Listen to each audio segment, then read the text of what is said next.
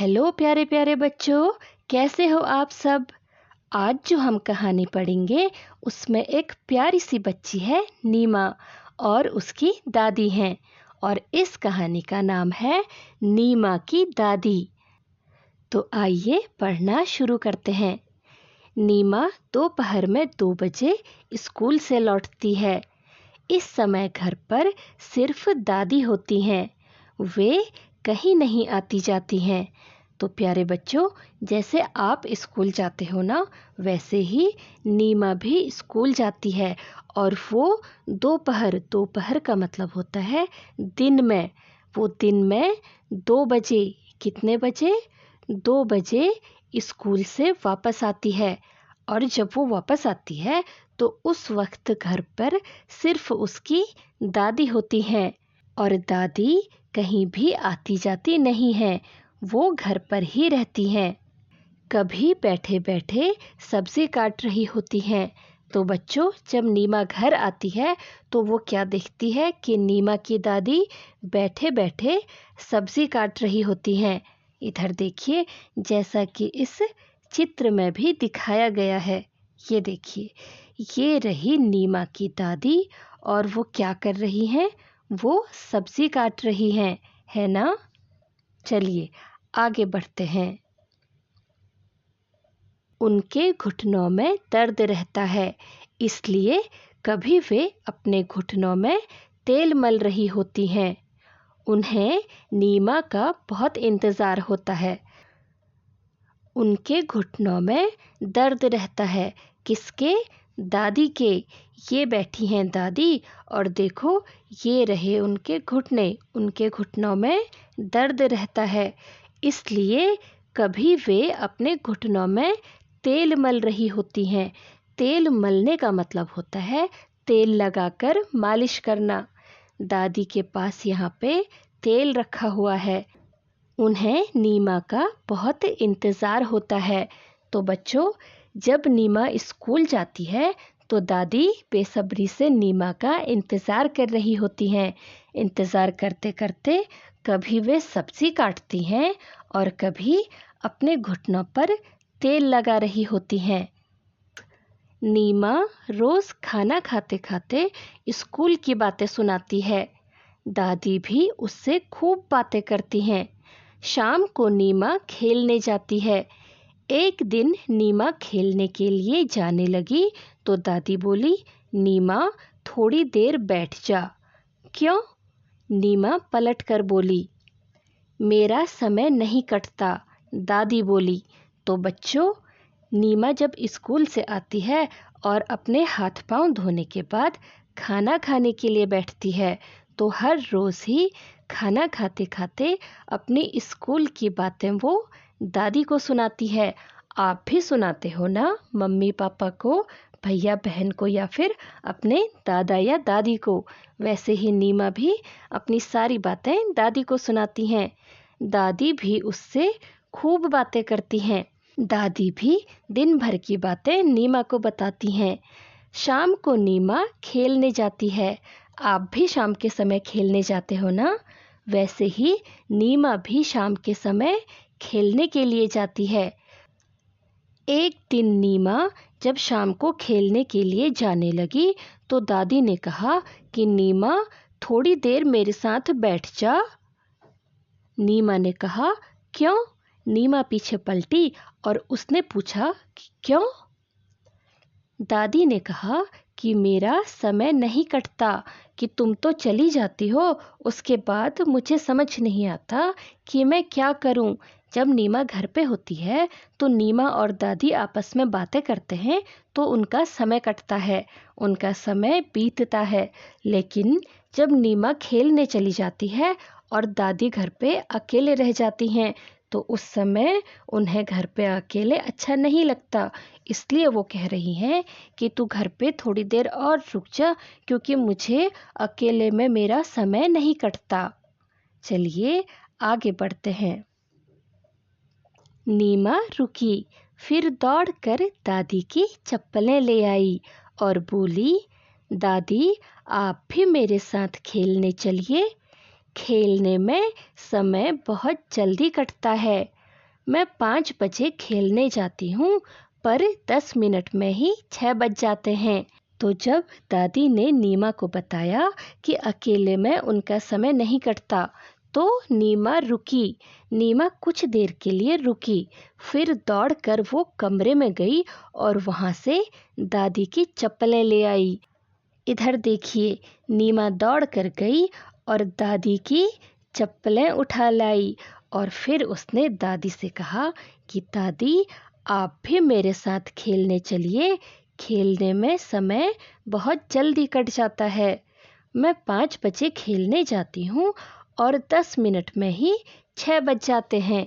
इसका मतलब ये है कि जब नीमा 5 बजे खेलने के लिए जाती है और 6 बजे वो घर पे वापस आती है, तो ऐसे तो उसने 1 घंटा खेला, लेकिन उसे ऐसा लगता है कि भाई अभी तो सिर्फ 10 मिनट ही हुए हैं और इतनी जल्दी 6 बज गए हैं। तो नीमा की बात सुनने के बाद दादी ने क्या किया, चलो हम पढ़ते हैं।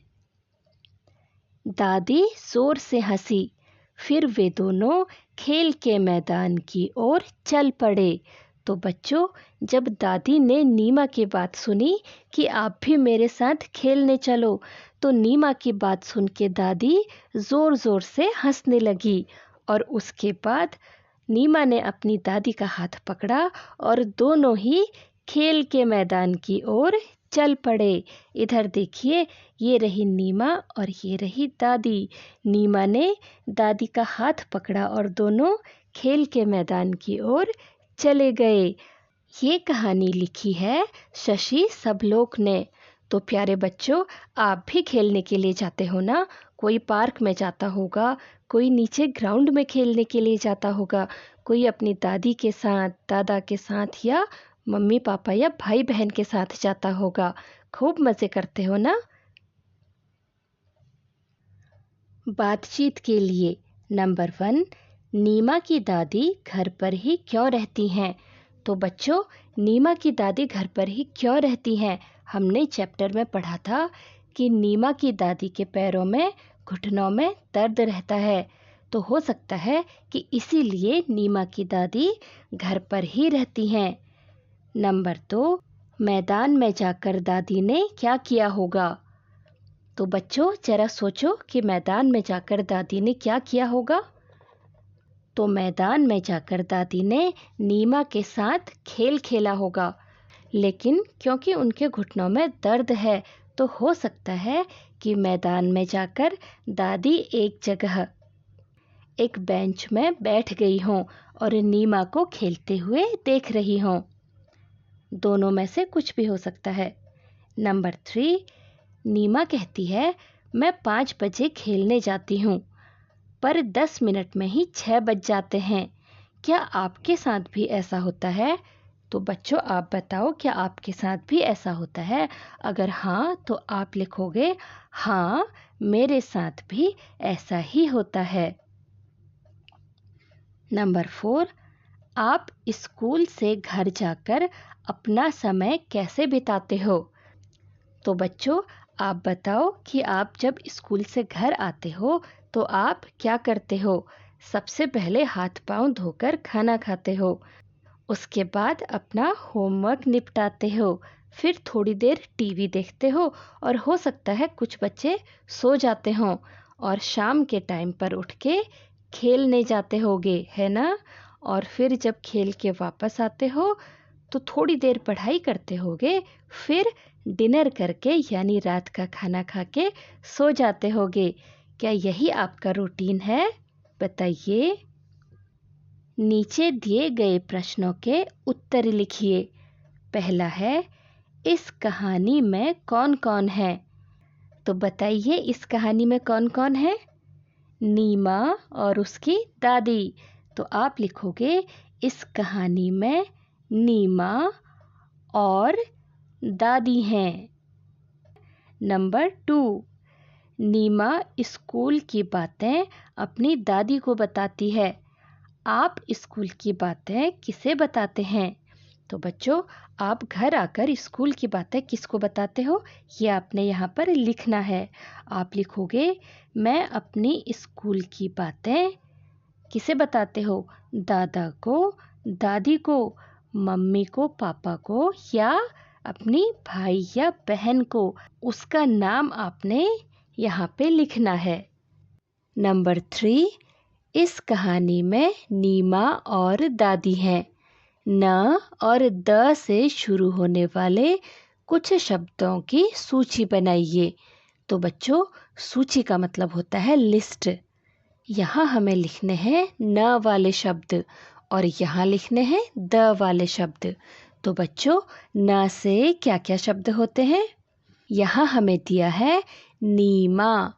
उसके अलावा होता है न से नदी, न से नल, नमक, नाव, नींबू, नारियल और नाना भी होता है और नानी भी होता है। इसके अलावा कई सारे शब्द होते हैं। इनमें से आप कोई भी 3 शब्द यहाँ लिख सकते हैं। चलिए अब करते हैं द वाले शब्द। तो बच्चों, द से क्या क्या शब्द होते हैं?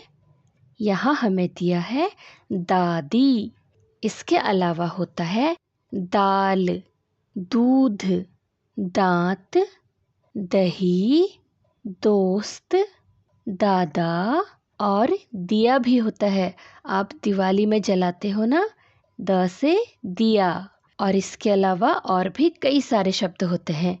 अभी आप इनमें से कोई भी 3 शब्द यहाँ पे लिख सकते हो। शब्दों का खेल। नंबर 1, नीचे कुछ वर्ण और कुछ मात्राएं दी गई हैं। तो बच्चों, वर्ण किसे कहते हैं, क्या आपको पता है?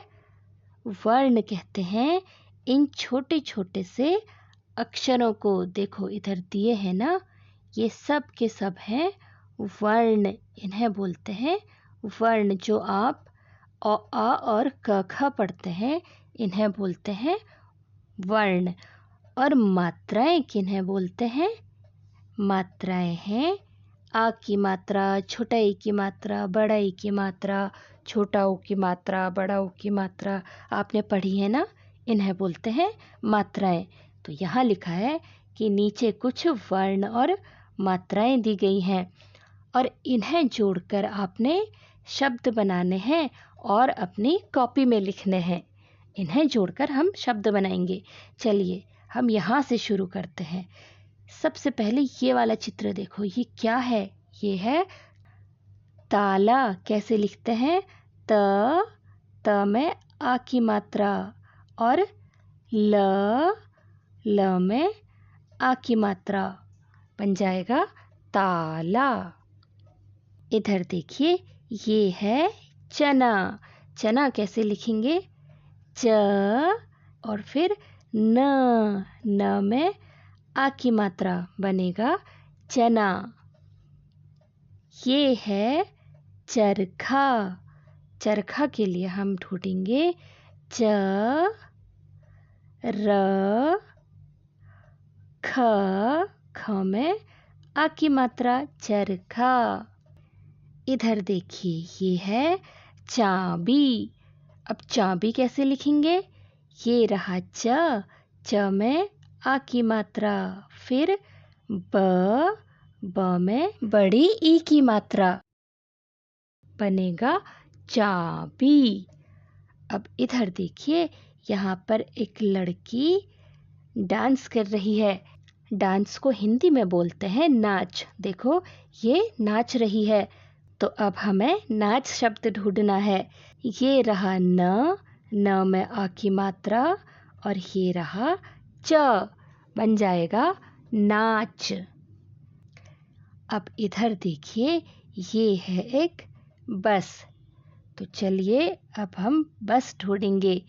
बस कैसे लिखेंगे? ब और स, बन गई बस। अब ये रहा किसी का घर। अब हम इसे कैसे लिखेंगे? घ और र, बन जाएगा घर। अब बताओ बच्चों, ये क्या है? देखने में तो ये घर ही है, लेकिन इसे कहते हैं इमारत। ठीक है, तो अब हमें इमारत शब्द ढूंढना है। कैसे? ई, छोटा ई, म में आ की मात्रा, र और त, इमारत। तो हमने सारे के सारे शब्द ढूंढ लिए। नंबर 2, कुछ अक्षर छूट गए हैं, उन्हें लिखिए। चलिए देखते हैं। यहाँ एक ट्रेन बनी हुई है। इस ट्रेन के हर एक बोगी में कुछ अक्षर लिखे हैं। यहाँ लिखा है, लेकिन यहाँ छूटा है, ये भी छूटा है, ये भी इधर लिखा है। तो बच्चों, इसके बीच में हमें खुद लिखना है। तो यहाँ देखिए, सबसे पहले लिखा हुआ है अ के बाद आता है आ, फिर आती है इ, फिर आती है ई, फिर आएगा उ। ये तो पहले से लिखा हुआ है। यहाँ हम लिखेंगे ऊ। यहाँ आएगा री से ऋषि बाबा होते हैं ना। फिर लिखा है ए के बाद आएगा आई, फिर आएगा ओ और फिर औ। ठीक है। नंबर 3, कहानी में इंतज़ार शब्द आया है। कहाँ पर आया था? मैं बताऊं? जब नीमा स्कूल से घर आती है तो दादी को नीमा का इंतज़ार रहता है। अक्षर के ऊपर लगने वाली बिंदी को अनुस्वार कहते हैं। इधर देखिए, ई के ऊपर एक बिंदी लगी हुई है ना, इसे बोलते हैं अनुस्वार। इंतज़ार में जैसे ही ई के ऊपर बिंदी लगाई, इंतज़ार हो गया। अगर बिंदी नहीं लगी है तो आप पढ़ोगे इत्ज़ार, और जब बिंदी लगेगी तो ही आप बोलोगे इंतज़ार। आइए ऐसे ही कुछ अन्य शब्दों को देखते हैं। पहला शब्द है श ख शख, और ये चित्र किस चीज का है? शंख का। तो क्या शंख और शख सेम है? नहीं। उसके लिए हमें क्या करना होगा? शख के ऊपर बिंदु लगाएंगे तो वो बन जाएगा शंख, और उस बिंदु को क्या कहते हैं? अनुस्वार। ये याद रखना। अगला शब्द है प त ग, पतंग, और ये चित्र है पतंग का। तो हमें क्या करना है? त के ऊपर बिंदु यानी अनुस्वार लगाना है, तो ये बन जाएगा पतंग। इसके बाद है ब द र, बदर, और ये चित्र है बंदर का।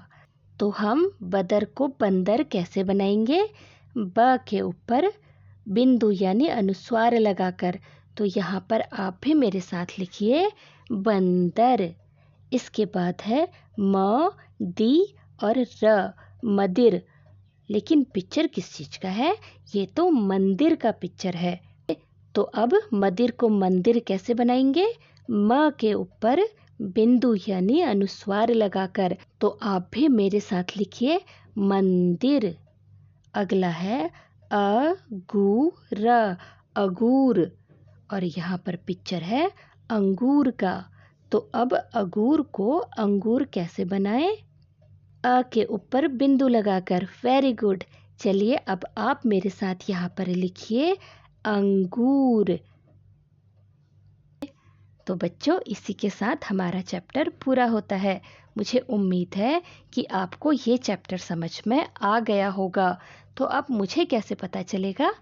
एक ही तरीका है, जल्दी से वीडियो को लाइक कर दीजिए, तभी मुझे पता चलेगा ना कि आपको ये चैप्टर समझ में आ गया है। तो मिलते हैं अगले चैप्टर में। Till then keep learning, take care and bye.